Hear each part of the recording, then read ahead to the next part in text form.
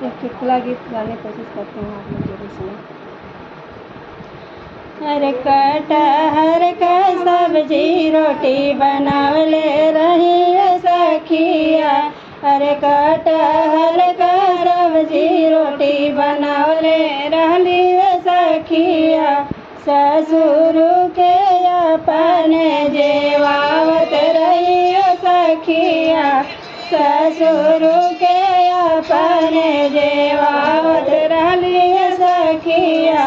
जेवना ना देवे ससुर मुहवा तकर सखिया,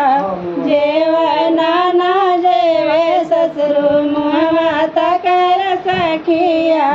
अनचक में बेलना चलाए दिहली सखिया,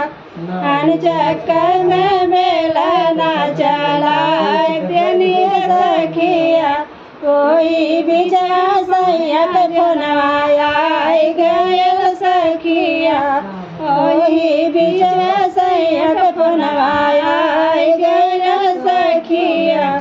फोनवा में कुल बतिया कह दियली सखिया, फोनवा में कुल बतिया कह दियली सखिया, ठीक है कैलू अच्छा कैलू भल कैलू धनिया, अरे भल कैलू धनिया,